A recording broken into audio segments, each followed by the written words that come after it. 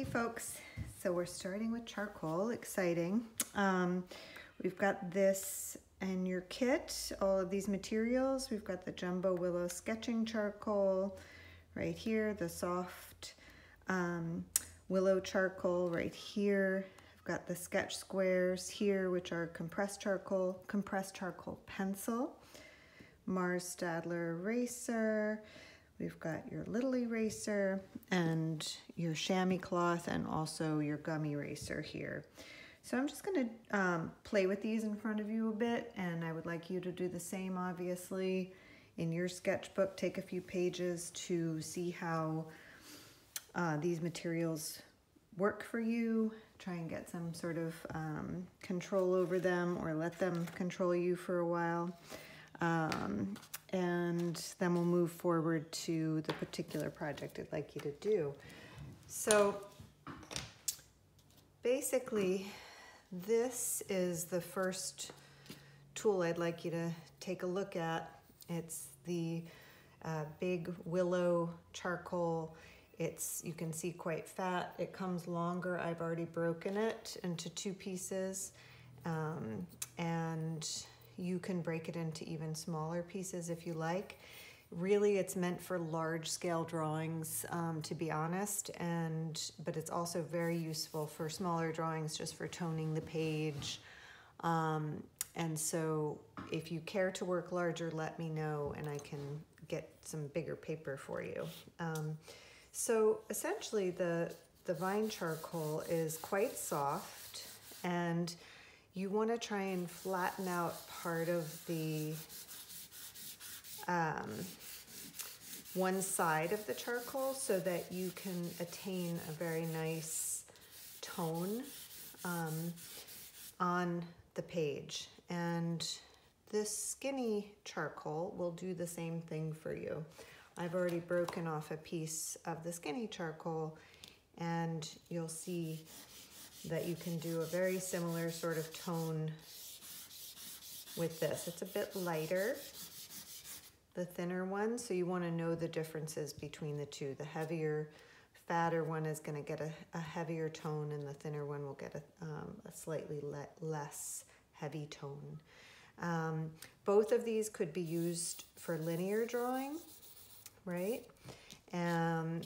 Again, this will be a slightly lighter tone than this one, and you want to know that you can do that too. Moving to the compressed charcoal, this, again, I've broken off a piece so that you can see how this will work as a tone. And you can see it has a very different sort of coloration than the 2 vine charcoal. It is a much richer black than those, and this is also compressed charcoal. So again, you could work linearly with the side of this charcoal, certainly, or with the larger piece of it. This is also compressed charcoal, the same material as this, and you can work very finely with this charcoal. So it's a charcoal pencil. You'll get a much more delicate line with this, obviously, than this one, and a less dark tone. This charcoal pencil, I will just tell you, is difficult to sharpen with your pencil sharpener. If you do happen to have a razor blade and you know how to do that, go ahead and use that. Otherwise, just be patient and go slowly with sharpening. You have your 3 erasers here. And this eraser, you're gonna get really dirty and it may end up looking a bit like this by the end of the session. But know that when you get charcoal on this eraser, you can go to a clean surface and kind of work the charcoal off of it to get it clear again, so that it'll work. If you find that you're not able to get any charcoal that you're erasing off any longer, you could even go and rub it on pavement or a wall at the studio, not anywhere in your home, and get it to a cleaner state. Some people also will take a razor and kind of shave off, but you may or may not need to do that. So this is your gum eraser, and not only is it just fun to play with, but it will also get very black with time. And the idea is that the new one is more pliable than this one, but the more that you knead the eraser, with a K, knead, you will get to a sort of cleaner spot with it. So it'll erase a little bit better. And this eraser, of course, is for fine detail. It will, be working in conjunction with these two erasers. So that's what you got. And as far as working with the tools, I would say that it's useful to get these squares placed down, and then to see how they blend together a bit. Now I'm using my finger. I will have dry, cracked sort of hands for the rest of the day. This stuff can be kind of rough on the fingers, on the hands. If you feel like you want to use a glove, you can try that. There are gloves in the studio, placed by both the bathrooms and the upstairs floor at least, and maybe more now, so you could get those. You can also use your chamois, which is used for blending, and you can pull the charcoal around this way. Okay, it's going to get the chamois black. And you can use the chamois to actually kind of place tone as well.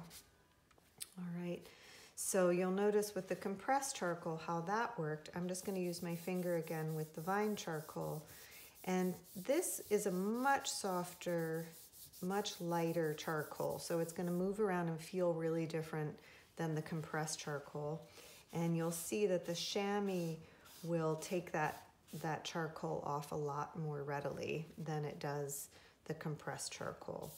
And this will react really similarly because it's also vine charcoal. So, and it even takes off more. The dirtier that this gets, the more absorbed with charcoal, the less it's going to take off, and the more it's going to help blend in, and also the more it will provide sort of tone if you want to just place tone at other places, in other places. So you can wash these, but they do get really crinkly and kind of change texture because they're suede. So you could also cut this in half and keep one half sort of cleaner and one half to be your more blending tool. That's up to you.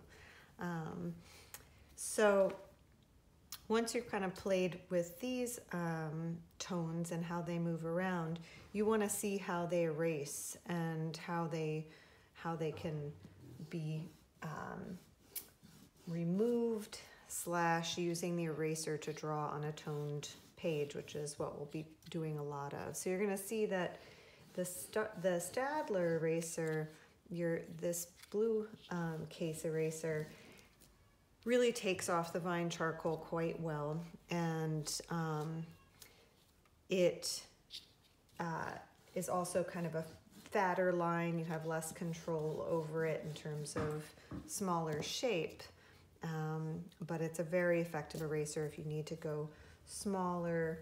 Of course, you can use your smaller eraser, right?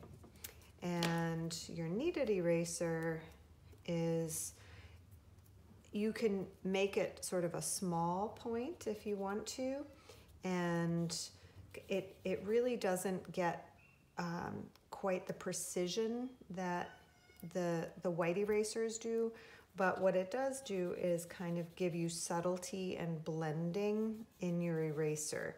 So when you're erasing with that, you can get softer eraser, okay? So moving on to seeing how they work with the compressed charcoal, I'll use this same eraser, and you can see it still comes off beautifully.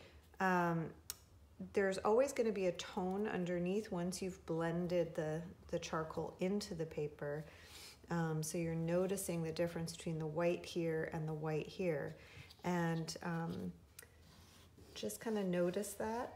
as I'm erasing, I'm not erasing terribly hard, but with pressure, because this paper is very thin and it's really not meant for charcoal, extended charcoal drawings where you're really erasing for a long time.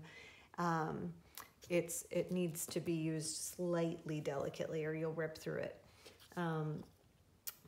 If you get into charcoal, you're going to want to get some charcoal paper, or paper that can sustain charcoal better.